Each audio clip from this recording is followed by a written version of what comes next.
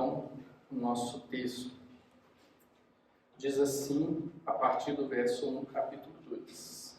Ao cumprir-se o dia de Pentecostes, estavam todos reunidos no mesmo lugar. De repente, veio no céu como um som, como de um vento impetuoso, e encheu toda a casa onde estavam assentados. E apareceram, distribuídas entre eles, línguas como de fogo, e pousou uma sobre cada um deles. Todos ficaram cheios do Espírito Santo e passaram a falar em outras línguas, segundo o Espírito lhes concedia que falassem. Ora, estavam habitando em Jerusalém judeus, homens piedosos, vindos de todas as nações debaixo do céu. Quando, pois, se fez ouvir aquela voz, afluiu a multidão, que se possuiu de perplexidade, porquanto cada um os ouvia falar na sua própria língua. Estavam, pois, atônitos e se admiravam, dizendo: Vede, não são porventura galileus todos esses que estão aí falando? Como os ouvimos falar, cada um em nossa própria língua materna? Somos partos, medos, elamitas, e os naturais da Mesopotâmia, Judeia, Capadócia, Ponto e Ásia, da Frígia, da Panfilha, do Egito e das regiões da Líbia e das imediações de Cirene, e romanos que aqui residem, tanto judeus como prosélitos, cretenses e arábios.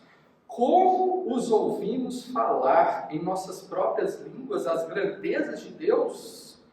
Todos atônitos e perplexos, interpelavam uns aos outros. Que isso quer dizer? Outros, porém, zombando, diziam: estão embriagados. Vamos orar? Senhor, grande é o teu nome e muito digno de ser louvado. Ó Deus, agradecemos a Ti porque estamos aqui, convocados pelo Teu Santo Espírito para prestar um culto a Ti e ouvir a Tua palavra. Estamos diante dela, Senhor, mas sabemos que sem o Teu Espírito Santo, essas palavras serão vazias, Senhor, não terão nenhum propósito. Por isso pedimos, Pai, que o Senhor venha e nos convença, Pai, do que o Senhor quer dizer nessa noite. Ó Deus, dá-nos entendimento e luz sobre a Tua palavra. Em nome de Jesus oramos. Amém. Queridos, eu tenho certeza que em algum momento da vida de vocês, ou agora mesmo, vocês estão esperando alguma coisa. Ou seja, vocês estão esperando que alguma coisa aconteça. Por exemplo, as mães aqui. Como foi a maternidade? Uma espera. Desde a notícia da gravidez, desde daquele feliz dia que pegou o exame e foi constatada a gravidez, vocês esperaram. Vocês tiveram uma longa jornada de meses esperando o seu filho. Foram muitos exames, não foram? Foram muitas visitas ao médico. Foi uma preparação imensa para chegar o dia que a criança veio. Os pais, eu tenho certeza também, que ficaram naquela ansiedade, naquela espera pela criança. Naquele afã de arrumar a casa, de preparar o quarto, de ter tudo certo, de fazer as contas para ver se tudo vai dar certo para a hora de chegar a criança. Vocês, crianças, vocês jovens, sabe aquele início do ano? Aquele iniciozinho do ano que a gente não sabe ainda qual turma que a gente vai ficar? Não dá aquela ansiedade para saber com quem que a gente vai estudar, com os nossos colegas? Saber se a turma vai ser a mesma? Saber se os nossos colegas vão estar na mesma turma? Saber se aquele professor chato vai continuar dando aula para a gente? Saber se aquele professor legal vai continuar dando aula para a gente? Sabe aquela ansiedade, aquela espera por isso? Você que já foi ou já passou pela faculdade, você que está ou já passou pela faculdade, sabe aquele período do vestibular? Nossa, que coisa horrível. Que espera angustiante para saber o resultado. Que espera de dor que é. E o resultado das provas, então? Somos ansiosos. Nós não gostamos de esperar.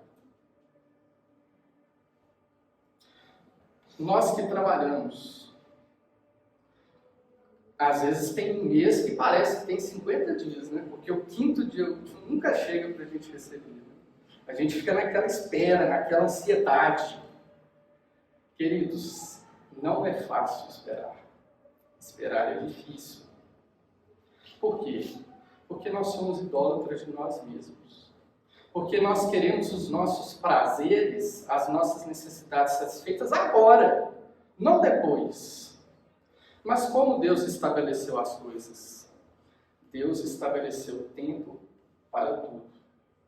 Deus estabeleceu também o tempo para a espera. Mas nós somos imediatistas. Nós queremos tudo agora. Queremos o que queremos agora. A igreja primitiva, graças a Deus, foi diferente de nós. Ela soube esperar a vinda do Espírito Santo. A espera chegou ao fim. E a nossa espera também. E hoje nós veremos que você foi enchido pelo Espírito Santo. E por isso, você tem poder para pregar o Evangelho para todas as nações. O livro de Atos conta o estabelecimento da Igreja do Senhor sobre a terra. Ou seja, a continuidade da Igreja do Antigo Testamento, o estabelecimento da Igreja do Senhor com os apóstolos sobre a terra. Por isso que nós vimos no sermão passado, dos versos 12 ao verso 26, a importância dos apóstolos. Ou seja, a importância de se ter pessoas com essas características que são selecionadas no livro de Atos. A importância da escolha de Deus sobre esses homens. Isso foi fundamental para o estabelecimento da Igreja do Senhor sobre a face da terra.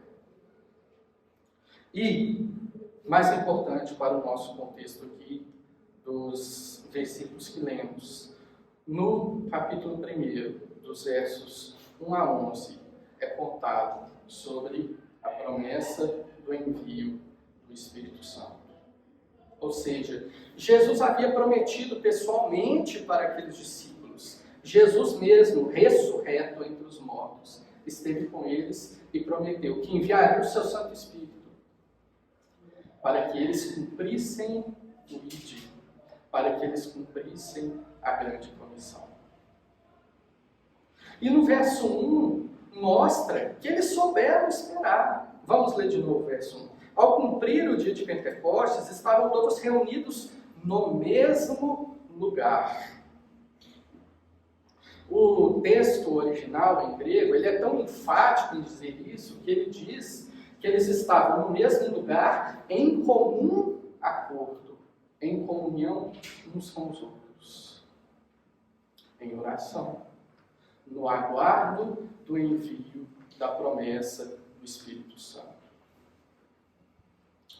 Veja a cronologia. Jesus havia morrido na cruz na sexta-feira de Páscoa. Sexta-feira.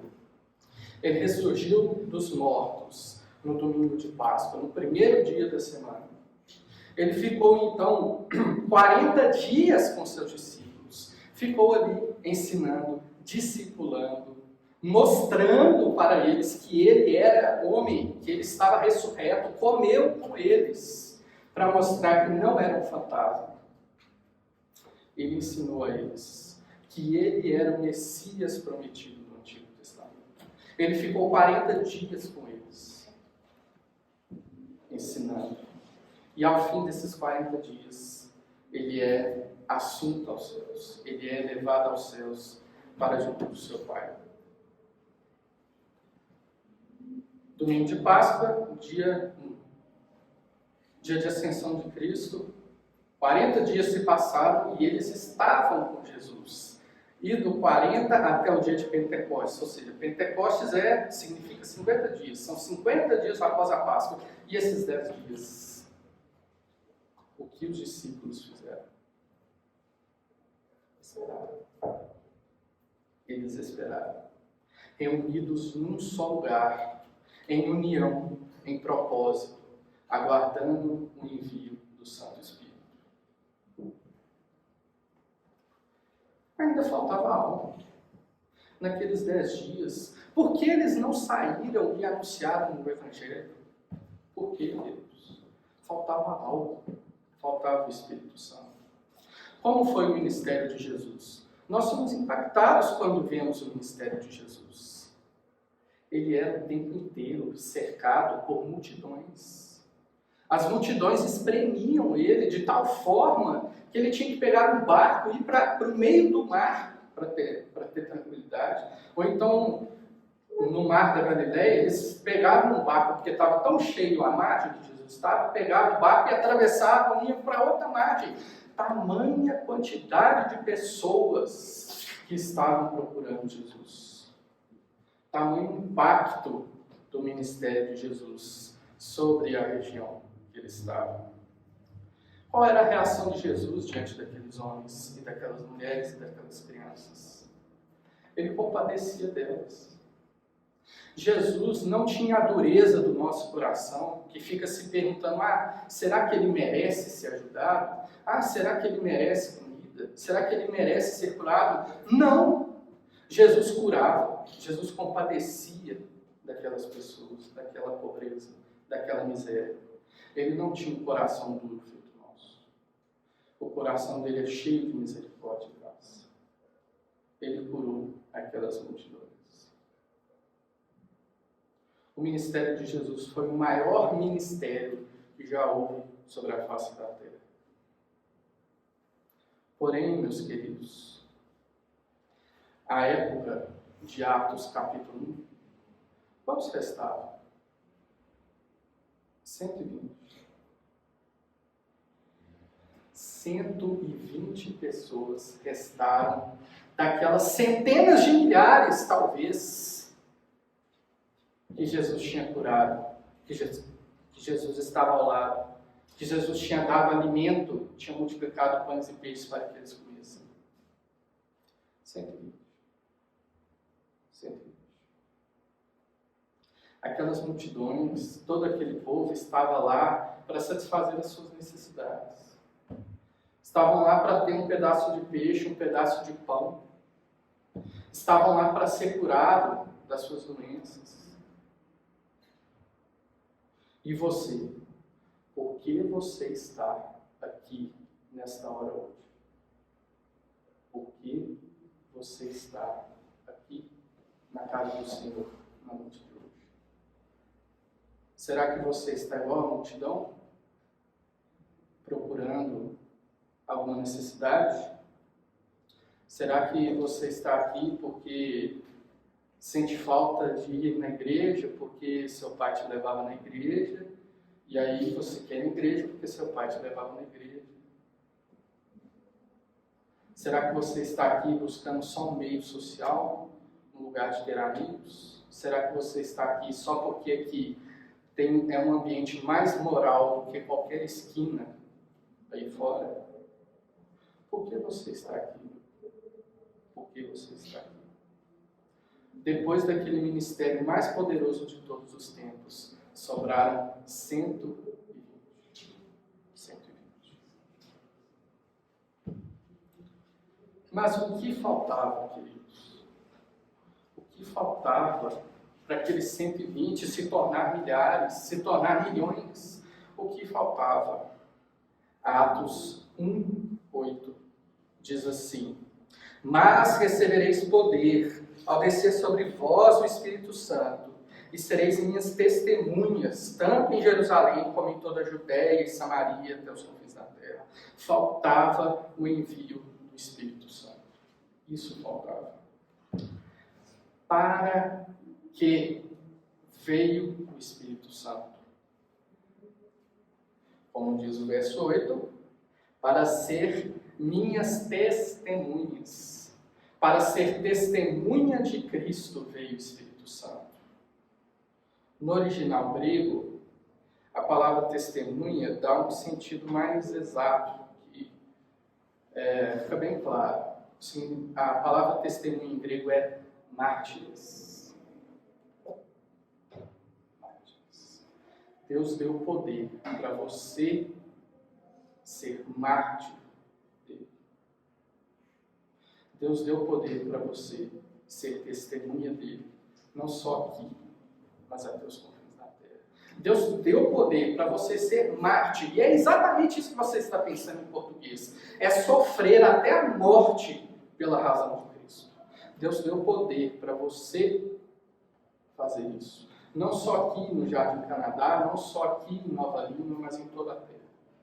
Deus deu poder para você ser testemunha dele, ser o seu mártir, não só aqui, mas nos confins da terra. Faltava isso. Faltava o poder. Faltava o poder para testemunhar, para que a igreja se expandisse e fosse além daqueles 120. Faltava isso. Como? Como o poder se manifesta para que a igreja cresça? Como? De repente, verso 2, capítulo 2. De repente veio do céu o som, como de um vento impetuoso, encheu toda a casa onde estavam assentados, e apareceram distribuídas entre eles línguas. Línguas.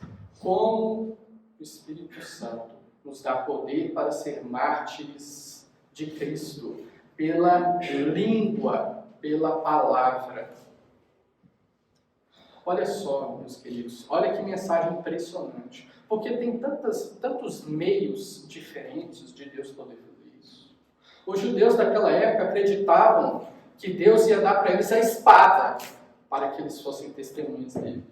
Acreditavam que pela rebelião, pela guerra política, por derrubar o Império Romano, eles teriam estabelecido o reino de Deus sobre a terra. Não foi pela espada. Não é a espada que Deus deu poder para a sua igreja, para você.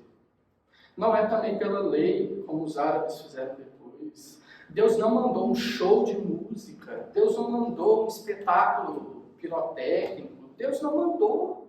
Deus mandou a palavra, a língua. Isso Ele mandou. E cada um aqui é capacitado e tem poder para anunciar o Evangelho em toda a terra, através da língua, não da espada, não de teatro, não de qualquer outra coisa. É pela palavra, é pela loucura da pregação que o Evangelho é expandido sobre a terra. E como são essas línguas? Línguas como de fogo. Aqui é uma comparação, né? Está claro aqui até no português, como de fogo, uma comparação. O que João Batista disse que Jesus ia fazer? Iria batizar com o Espírito Santo e com fogo. A profecia de João Batista se cumpre nesse momento. Os discípulos, aqueles 120, são batizados com o Espírito Santo e com fogo. E o fogo não só lembra essa profecia de João Batista, mas lembra também as aparições de Deus no Antigo Testamento, as chamadas teofanias. Por exemplo, imagina que cena. Eu tenho até dificuldade de pensar. Eu fico pensando naquele morro aqui, em frente ao Jardim Canadá. Imagina aquele morro. Os israelitas acampados aqui. Aquele morro com uma nuvem negra em cima, com trovões, com relâmpagos, com vento impetuoso, igual aqui em Atos, e com fogo. Quem estava lá em cima? Deus e Moisés. Deus e Moisés estavam lá em cima. Deus entregou pessoalmente as tábuas da lei a Moisés. E como ele apareceu? Se os irmãos voltarem aí em Gênesis 19, em Êxodo 19, vamos conferir. Ele apareceu como coluna de fogo. Fogo mostra a vinda de Deus para aqui entre nós. As línguas eram como de fogo. E segundo o judaísmo da época de Cristo, segundo o judaísmo da época de Lucas, a entrega da lei no Sinai foi no Pentecostes, foi 50 dias após a Páscoa. Ora, essas línguas eram como de fogo. Era como se o próprio Deus estivesse as pronunciando para aquele povo. Tudo bem, as línguas são de fogo, mas que línguas? Que línguas são essas? Desculpa citar grego aqui de novo, mas isso precisa estar claro. A primeira palavra, a palavra do verso 2, apareceram distribuídas entre eles línguas, é a palavra glossais, que é línguas no plural. Depois, no verso 4, em outras línguas, heterais glossais, outras línguas. Então, no primeiro não tem outras, só tem línguas. O segundo é outras línguas. E depois, no verso 6, olha como que Lucas está sendo muito específico ao falar isso. Ele fala assim no verso 6, cada um ouvia falar na própria língua. A palavra traduzida aqui como língua, no grego é dialeto, não é mais glossas.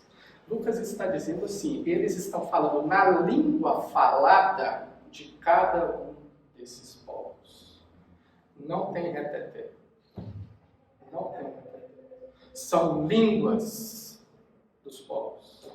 São as línguas de cada um desses povos. O Lucas é bem específico para falar isso. Queridos, Deus tem propósito em fazer suas coisas. Deus não vai falar uma língua que ninguém entende. Não existe isso. Se Deus vier falar com a gente aqui, Ele vai falar em português. Se Deus for falar na Inglaterra, Ele vai falar em inglês. Assim os anjos apareceram ao seu povo no Antigo e no Novo Testamento, falando a língua do povo. Deus tem propósito e as línguas também têm propósito. Queridos, não compactuem com essa infantilidade de dons de línguas atualmente. Isso que as igrejas fazem não é dom de línguas. Isso aí é infantilidade. Não compartilhem dessas coisas, porque a Bíblia diz que eles não estão certos. E, ok, não existe dom de línguas hoje? Existe. Claro que existe dom de língua hoje. Por que aconteceu de forma milagrosa em Atos? Quantas pessoas tinham, irmãos? 120. Como que aqueles 120 em 10 dias iam sentar numa cadeira e aprender a língua daqueles povos todos? Em 10 dias? Não tinha como, foi por milagre mesmo. Deus interviu milagrosamente. Mas hoje, que nós temos os irmãos aqui da igreja, qual que é a forma que o dom de língua se apresenta para nós hoje? Estudando. Pegando o livro, indo na aula e aprendendo a língua. Esse é o dom de língua hoje. E tradutores também. Como é bonito quando vem um pregador estrangeiro e tem alguém para traduzir. Como é bonito isso. Isso é um dom de língua, irmão. Isso é um dom de língua hoje. Por exemplo, olha aí, abra no seu boletim, na parte do meio. Olha aqui, como que é o dom de línguas hoje. Eu mandei o vídeo lá do Tiago, hoje à tarde lá. O Tiago, ele está no Iraque, lá a língua é curta. Ele teve que ir do português para o francês, e do francês ele aprendeu árabe, e do árabe ele aprendeu curdo. Olha o dom de línguas. Ele está lá já há 3 anos, e hoje ele fala curdo. Ele atinge aqueles povos nas línguas nativas deles. Vejam os outros missionários que estão no Panamá, que tem que aprender espanhol, que estão na Argentina. Os outros missionários, meu boletim está está com problema aqui. Mas, meus queridos, é assim que o dom de língua se manifesta hoje. É você se dispondo a aprender e a pregar o Evangelho, porque ele foi dado poder para isso. E aprendendo a língua, ordinariamente. E Deus vai te abençoar. Isso é promessa dele. E, meus queridos, tem fogo aí? Tem fogo dentro de você? O fogo do Espírito Santo está dentro de você? Saiba que se em você não tiver fogo, você vai ser atormentado eternamente do fogo do inferno. Se não tiver fogo dentro de você. Tem fogo aí? Se você tem fogo aí, o fogo do Espírito Santo, a única reação possível diante desse texto é: prega o Evangelho, que está enfocado aqui nos versos 5 a 13. Lucas entra em mais detalhes da festa do Pentecostes aqui, agora, a partir do verso 5, dizendo que aquelas nações todas estavam ali. O que era a festa do Pentecostes? A festa do Pentecostes está descrita lá em Levítico. Era a festa das semanas, ou seja, passavam um número de semanas equivalente a 50 dias, depois da Páscoa, e os israelitas se reuniam em Jerusalém para comemorar as primeiras colheitas do ano. As primícias, ou seja, os primeiros frutos que eram vindos da colheita, eram dados a Deus. Não eram dados, não era para você fazer uso dele, mas eles eram os frutos mais importantes, mais especiais, os melhores, e por isso eles deviam ser dados a Deus. Não devia ser comido pelo que produziu. E a festa de Pentecostes era um momento de que os judeus se reuniam para dar a Deus as suas ofertas, as suas primícias. O Israel estava saindo do inverno, então era o tempo dos primeiros frutos mesmo. O tempo das plantações darem as primeiras flores, os primeiros frutos. A festa do Pentecostes lembrava Israel de que Deus é quem sustenta o seu povo. Não é o braço deles. Por quê? Porque você não faz nada para que a semente nasça. Você não faz nada. A semente nasce. A semente brota. Quem é responsável por isso? É Deus. E você deve ser grato a Deus por isso. Essa era a comemoração do dia de Pentecostes. E também, na época do Novo Testamento, segundo a tradição judaica, a aliança que Deus fez com Noé, antes do dilúvio, foi feita no dia de Pentecostes. E ainda, segundo a tradição judaica, o dia de Pentecostes foi o dia que Deus entregou as tábuas da lei a Moisés no alto do Monte Sinai. Queridos, que ocasião especial! Olha o tanto de simbologia que havia na festa de Pentecostes. Era muito importante o dia de Pentecostes. Tinha muita gente ali. Que ocasião perfeita! Ocasião perfeita para anunciar a boa notícia de Jesus Cristo.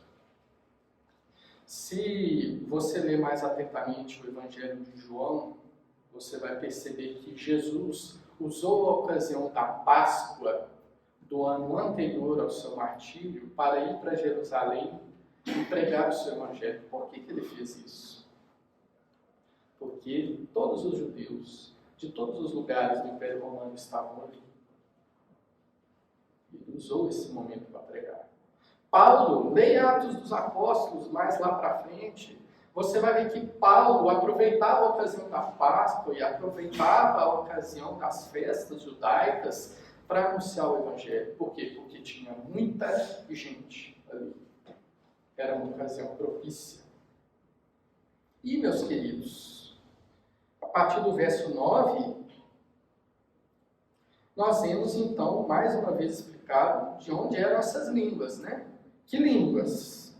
As línguas dos partos, as línguas dos medos, dos elamitas, da Mesopotâmia, da Judéia, da Capadócia, do Ponto da Ásia, da Frígia, da Panfilha do Egito, da Líbia, de Cirene, de Roma, dos árabes, dos cretenses, para essas línguas. Aqueles judeus estavam todos ali para comemorar o Pentecostes. Qual é a reação deles? O verso 6. Verso 6. Pois, quando se fez ouvir aquela voz, afluiu multidão que se possuiu de perplexidade. Pense nesse evento, meu querido. Pense nesse evento assim, com sinceridade. Eu quero que você se lembre que a Galileia era um lugar de gente ignorante. Perdoe a sinceridade. Mas era um lugar de gente pobre, de gente simples. Era a Galileia. Eu acho que todo mundo aqui tem parente da roça, né? Parente da roça, bravo, assim. Todo mundo aqui acho que deve ter algum conhecido. Imagine que você chegue lá, né? Todo mundo caipirão, né? Todo mundo da roça mesmo. De repente eles começam a falar inglês com você. De repente chegam franceses, eles começam a falar francês com francês, alemão com alemão. Qual seria a sua reação?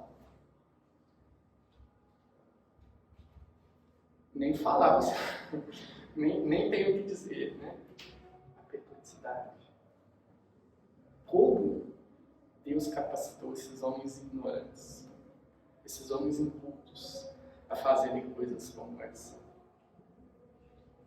Foi uma cena espantosa. A outra tradução possível para perplexidade é confusão. Houve uma confusão entre o povo. O povo ficou confuso. Logo depois da aliança que Deus fez com Noé, os homens da terra resolveram fazer uma torre. Uma torre que chegasse até os céus, para que o seu nome se tornasse célebre, para que o seu nome fosse lembrado sobre todos os povos e sobre toda a história. Deus então viu que aqueles homens estavam empreendendo aquilo. Ele foi e confundiu as línguas. Naquela época, todos os homens falavam a mesma língua. Todo mundo se entendia. Deus foi e criou outras línguas. Para quê? Para confundir. Mas confundir para quê? Para juízo. Confundir para que aquele povo se espalhasse. E agora em Pentecostes, eles estavam confusos para quê? Para a graça, para a misericórdia, para a união em Cristo Jesus. Que paralelo maravilhoso, que Babel invertida maravilhosa que é o Pentecostes. Quando Deus usa a língua daqueles povos, línguas diferentes, para unir e não para separar, para a misericórdia e não para juízo, para a graça e não para a condenação. Foi uma confusão para o bem, o Pentecostes. Olha o verso 11, que diz: tanto judeus como prosélitos. Prosélitos são aqueles judeus que convertidos, né? Não de origem judaica. Tanto judeus como prosélitos, cretenses e arábios. Como os ouvimos falar em nossas próprias línguas as grandezas de Deus. Como os ouvimos nas nossas próprias línguas maternas é outra possibilidade de tradução. Queridos, aqueles judeus estavam lá, eles sabiam um pouco de aramaico. Eles sabiam um pouco de grego. Da mesma forma com que alguém viaja hoje em dia para uma terra distante, a pessoa tem que saber inglês, tem que saber, no mínimo, alguma coisa, né? Aqueles homens sabiam a língua internacional da época. Eles sabiam um pouco de aramaico que era falado na Palestina. Mas Deus usou as línguas maternas deles. Certa vez, o ministro da igreja do País de Gales estava dando uma aula para a sua igreja, na escola bíblica dominical. Estava contando para os seus alunos, para a igreja, como era importante saber grego para entender o Novo Testamento. E em certo momento da explicação, uma senhorinha levantou a mão e falou: pastor, eu não concordo. Eu não vejo a importância de saber grego para entender o Novo Testamento, porque o meu Salvador fala galês. Porque o meu Salvador conversa comigo em galês. Porque o meu Salvador sabe galês tão bem quanto eu. E porque desde que eu me converti, eu converso com o meu Salvador em galês. A língua materna é a língua mais poderosa, mais convincente, mais natural, mais grandiosa que você pode usar para se comunicar com uma pessoa. E nos versos finais, verso 12 e verso 13, nós vemos as reações ao anúncio. Nós vemos no verso 12 a reação positiva, a reação daqueles que se interessaram. Disseram todos atônicos e perplexos, interpelavam uns aos outros. Que isso quer dizer? A reação positiva à pregação do Evangelho é sempre a de querer saber mais, é sempre a de buscar mais, é sempre o que eu faço. O que eu faço diante de tamanha graça? O que eu faço diante desse evento maravilhoso? O que eu faço, meu querido? E no verso 13, nós temos a reação dos incrédulos. Outros, porém, zombando, diziam: estão embriagados.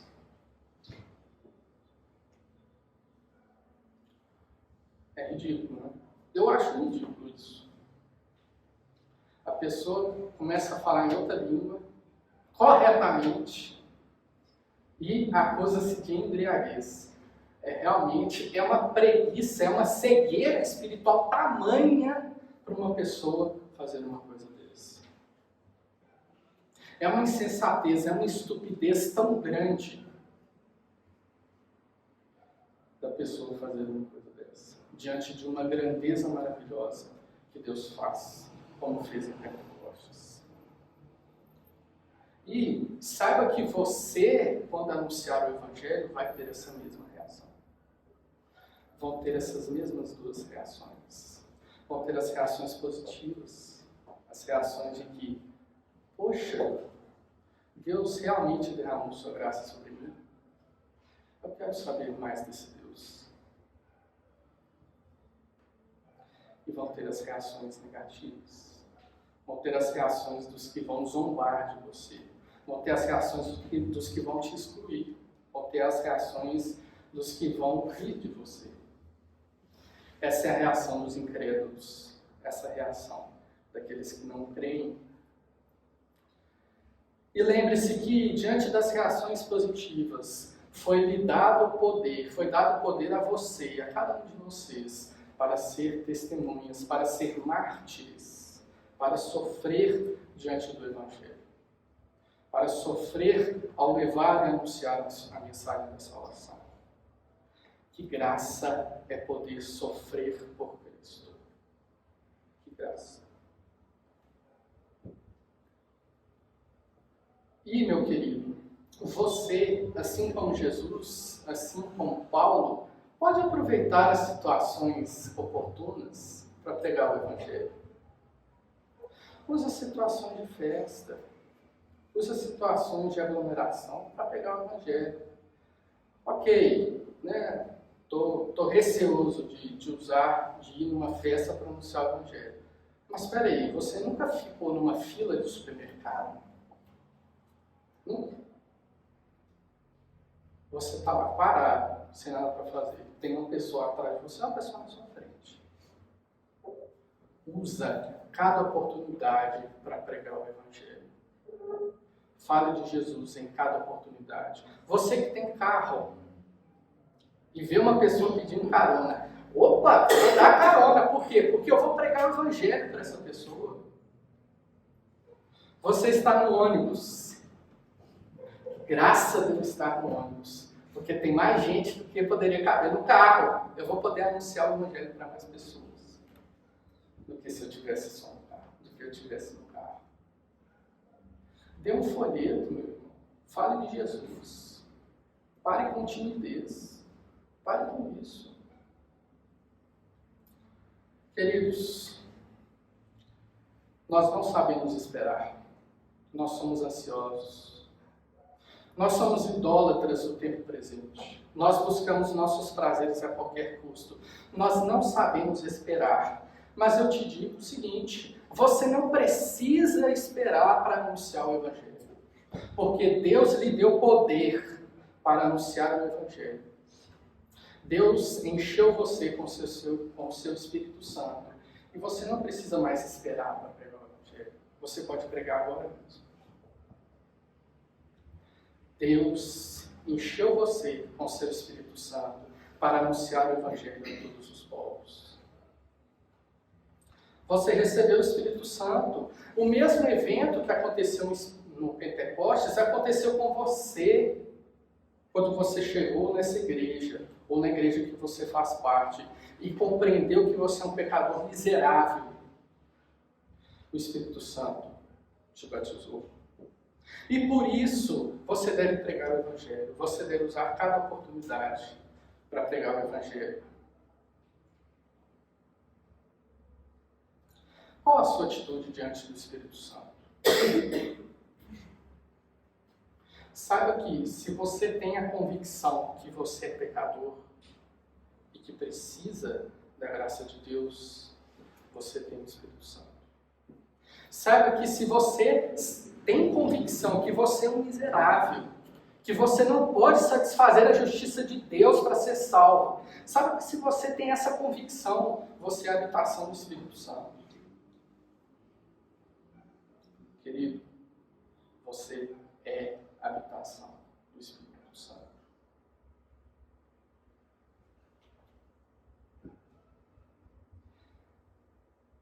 Deus te deu o poder de anunciar o seu Evangelho para todos. Deus lhe deu o poder para ser testemunho, para ser mártir do Senhor. Custe o que custar. Esse é o significado de mártir. Mártir é aquele que leva as últimas consequências da sua ideia. É aquele que vai até o fim, até a morte, em favor de Cristo. Esse é o mártir. Saiba que se você morrer para pegar o Evangelho, e existem irmãos nossos aqui, inclusive hoje eu mandei o vídeo do Tiago, mas ele pode morrer por anunciar o Evangelho. Saiba que se ele morrer, quando nós morrermos também, nós vamos encontrar com ele na glória. Portanto, não é prejuízo para nenhum de vocês ser morto por causa do Evangelho. Não é prejuízo.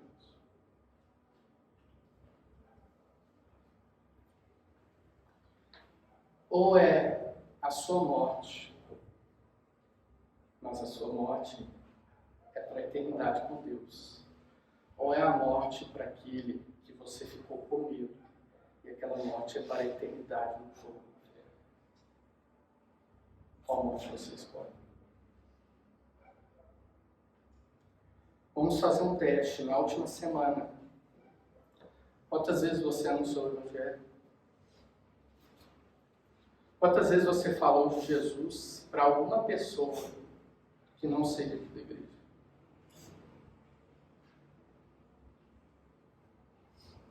Qual foi a última oportunidade, no mês passado, que você usou para pregar o Evangelho? Ou seja, aquela senhorinha que puxa assunto com você na fila, você falou de Cristo para ela? Aquele momento, aquela ocasião que você sentou do lado de uma pessoa no ônibus, você falou de Cristo para essa pessoa?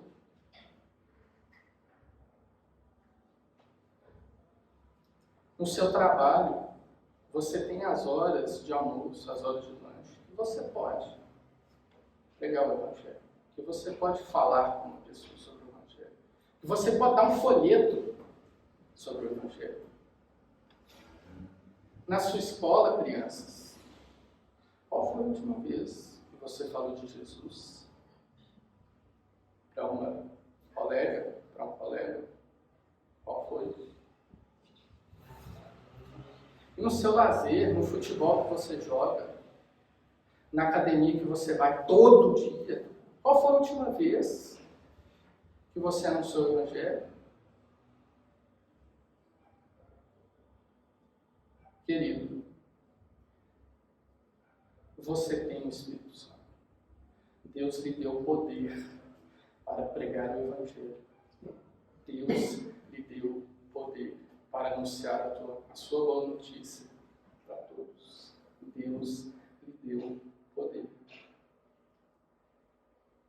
Lembre-se que aqueles que negarem Jesus diante dos homens, ele o negará diante do Pai. Coragem, meus queridos. Força. Deus lhe deu poder para pregar o Evangelho. Onde você pisar os pés, saiba que você tem poder para fazer isso. Vamos orar? Senhor Deus, nós maravilhamos, Pai, com a tua mensagem de graça e consolo, com a tua, Pai, misericórdia sobre nós.